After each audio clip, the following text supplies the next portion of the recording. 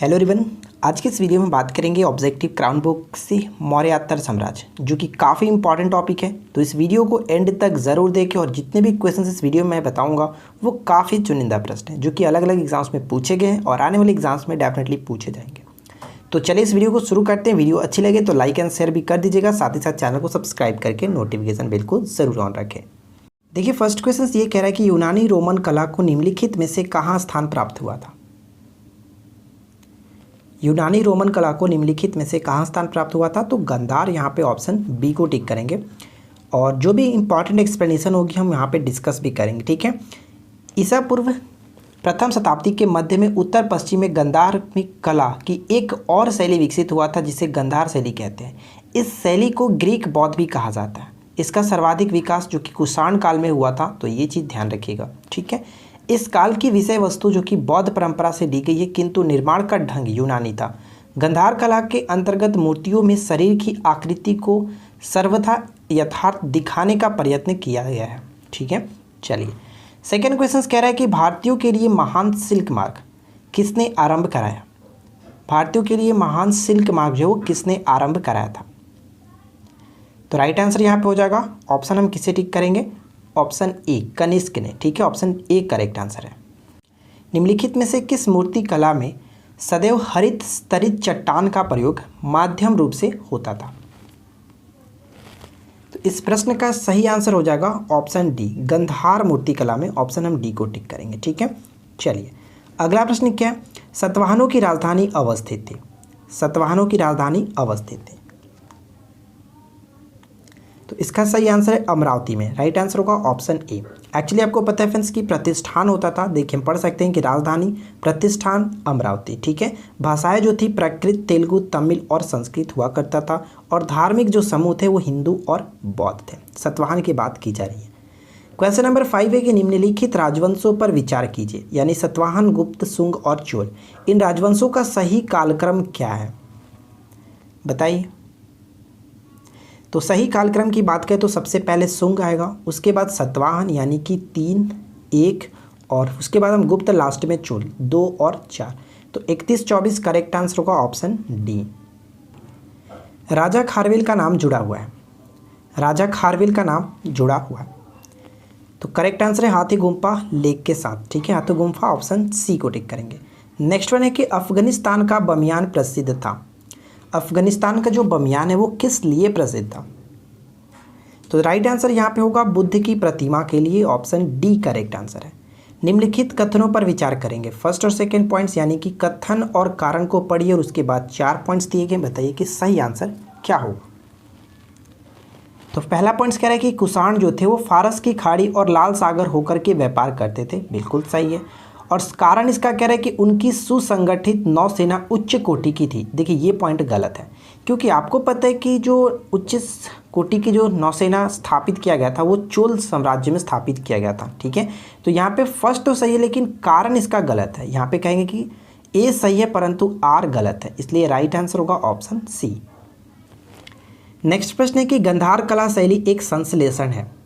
गांधार कला शैली जो है वो एक संश्लेषण है, तो राइट आंसर यहाँ पे होगा भारतीय तथा यूनानी कला का। यहाँ पे ऑप्शन डी को टिक करेंगे, और ये काफ़ी अच्छा प्रश्न है, याद रखिएगा। निम्नलिखित राजाओं में से कौन जैन धर्म का संरक्षक था।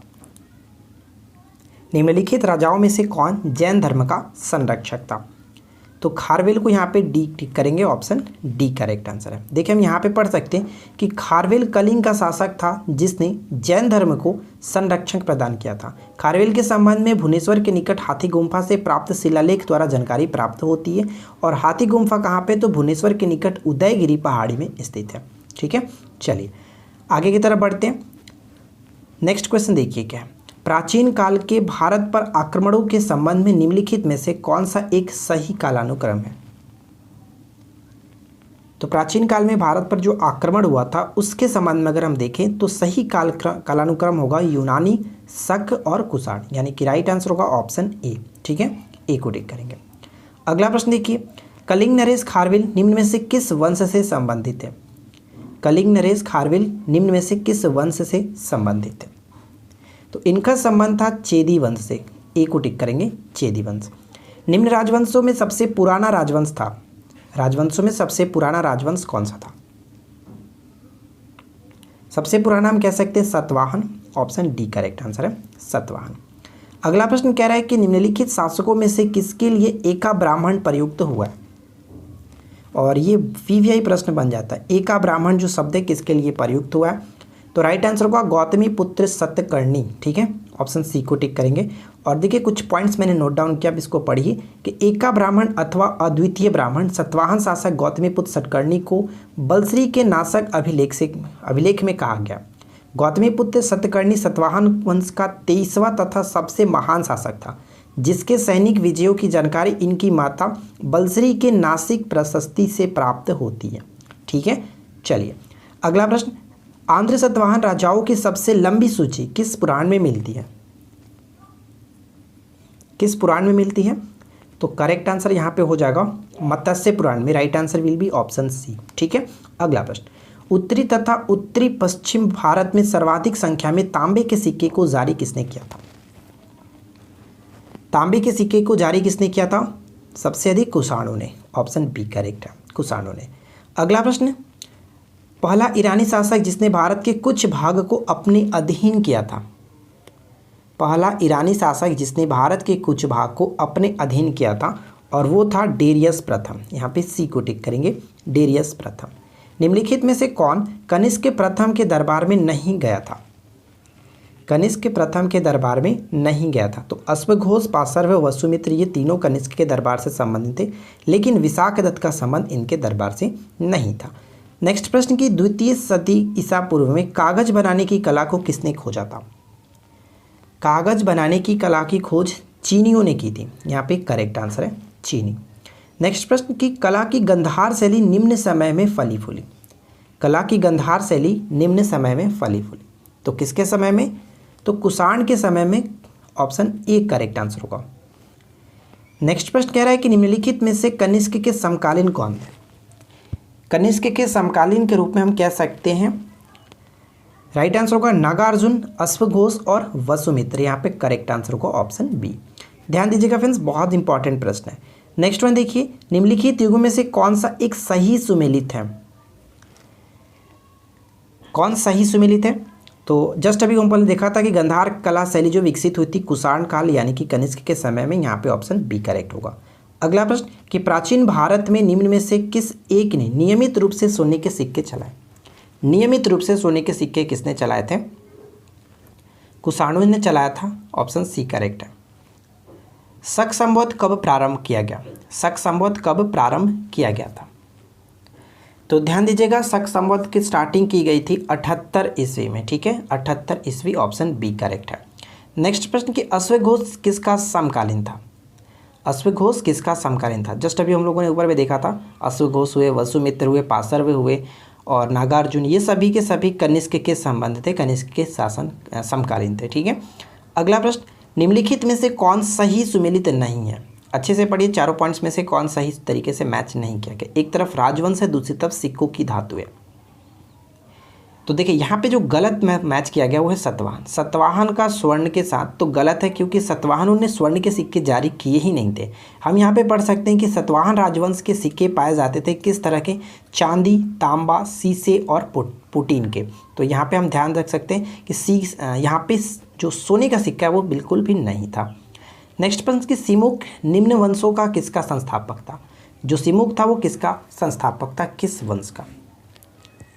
तो ध्यान दीजिएगा फ्रेंड्स कि जो सिमुक था वो सतवाहन वंश के संस्थापक के रूप में जाना जाता है, डी करेक्ट है। नेक्स्ट प्रश्न है कि निम्नलिखित में से किस शासक को सर्वप्रथम सोने के सिक्के जारी करने का श्रेय दिया जाता है? सोने के सिक्के जारी करने का श्रेय किसे दिया जाता है? विमकड़फिसेस, ठीक है, विमकड़फिसेस।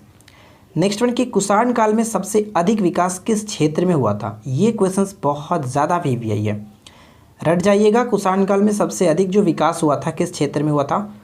तो वास्तुकला के क्षेत्र में, ठीक है, वास्तुकला के क्षेत्र में। मिलिंद पन्हो क्या है? मिलिंद पन्हो क्या है? तो मिलिंद पन्हो कह सकते हैं कि बौद्ध पाठ है। राइट आंसर होगा ऑप्शन डी, बौद्ध पाठ। काव्य शैली का प्राचीनतम नमूना किसके अभिलेख में मिलता है? काव्य शैली का प्राचीनतम नमूना जो है वो किसके अभिलेख में मिलता है? तो सही आंसर होगा काठियावाड़ के रुद्रदामन, ठीक है, काठियावाड़ के रुद्रदामन। नेक्स्ट प्रश्न है कि विक्रम संवत कब से प्रारंभ हुआ? विक्रम संवत कब से प्रारंभ हुआ? तो विक्रम संवत की स्टार्टिंग की गई थी 57 ईसा पूर्व में, ऑप्शन बी करेक्ट है। नेक्स्ट प्रश्न की निम्नलिखित में से कौन सा शासक वर्ण व्यवस्था का रक्षक कहा जाता है? ध्यान दीजिएगा, इंपॉर्टेंट होगा, वर्ण व्यवस्था का रक्षक कहा जाता है किस शासक को? तो हम लोग खारवेल जो है इनको जानते हैं वर्ण व्यवस्था का रक्षक। कुषाण शासक कनिष्क का राज्याभिषेक किस सन में हुआ था? कब हुआ था कनिष्क का राज्याभिषेक? कनिष्क का राज्याभिषेक जो हुआ था 78 ईस्वी में हुआ था, AD 78 ईस्वी में, और इसी वक्त जो कि इन्होंने शक संवत की स्टार्टिंग भी की थी। नेक्स्ट प्रश्न कि शुंग वंश के बाद किस वंश ने भारत पर राज्य किया? बताइए कि शुंग वंश के बाद किस वंश ने भारत पर राज्य किया? तो यहाँ पे सही आंसर हमारा होगा ऑप्शन सी, कर्ण वंश ने, ठीक है, कर्ण वंश ने। अब मुझे पता है कि आप लोग कमेंट्स नहीं करोगे जो भी मैं पूछूंगा, लेकिन मैं देखता हूँ कितने लोग कमेंट्स आज कर पाते हैं। कर्ण वंश की स्थापना किसने की थी, ये कमेंट्स करके आप बताइएगा, ठीक है, कर्ण वंश की स्थापना किसने की थी? देखिए अगला प्रश्न ये कह रहा है कि विक्रम एवं शक संवत में कितना अंतर है वर्षों में? कितना अंतर है वर्षों में? तो वर्षों में अंतर हम कह सकते हैं 135 वर्ष का अंतर है, ऑप्शन सी करेक्ट है। और ये काफ़ी इंपॉर्टेंट प्रश्न है, ध्यान रखिएगा।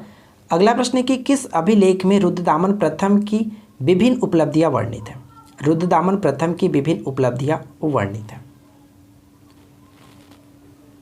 तो यहाँ पे सही आंसर होगा ऑप्शन ए, जूनागढ़, ठीक है, जूनागढ़ अभिलेख से पता चलता है।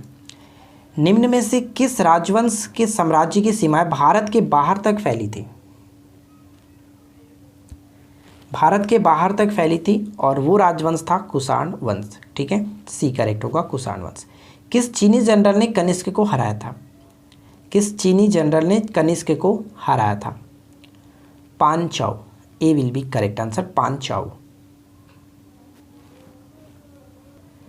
अगला देखिए, निम्नलिखित में से कौन सा एक अन्य तीनों के समकालीन नहीं था? अन्य तीनों के समकालीन नहीं थे और वो कौन थे? तो ध्यान दीजिएगा, मिलिंद जो थे इनके संबंध में नहीं थे। बिंबिसार, गौतम बुद्ध और प्रसेनजीत ये तीनों एक दूसरे से एक दूसरे तीसरे से समकालीन थे, लेकिन मिलिंद इनसे संबंधित नहीं थे। अगला प्रश्न कि मौर्य के बाद दक्षिण भारत में सबसे प्रभावशाली राज्य कौन था? देखिए फ्रेंड्स, जितने भी मैंने क्वेश्चंस आपको बता दिया, इससे बाहर आपको क्राउन बुक में जो भी क्वेश्चंस दिए गए एक्स्ट्रा उन सभी चीज़ों को नहीं पढ़ना है। लेकिन अगर आपके पास टाइम एक्स्ट्रा आप पढ़ने में रुचि रखते हैं तो आप पढ़ सकते हो, कोई प्रॉब्लम नहीं है। लेकिन इतना आपको सफिशिएंट एग्जाम्स के लिए। मौर्य के बाद दक्षिण भारत में सबसे प्रभावशाली राज्य था यहाँ पे सतवाहन, यानी कि ऑप्शन ए को टिक करेंगे। नेक्स्ट प्रश्न कि बुद्ध का किसके सिक्कों पर अंकन हुआ था? बुद्ध का किसके सिक्कों पर अंकन हुआ था? तो राइट आंसर यहाँ पे हो जाएगा ऑप्शन बी, कनिष्क, ठीक है, कनिष्क करेक्ट आंसर होगा बी। नेक्स्ट क्वेश्चन की बाल विवाह की प्रथा आरंभ हुई थी? बाल विवाह की प्रथा आरंभ हुई थी किसके काल से? तो ध्यान रखिएगा फ्रेंड्स कि बाल विवाह की प्रथा जो हुई थी वो कुषाण काल से ही प्रारंभ हुई थी, ऑप्शन हम ए को टिक करेंगे, ठीक है।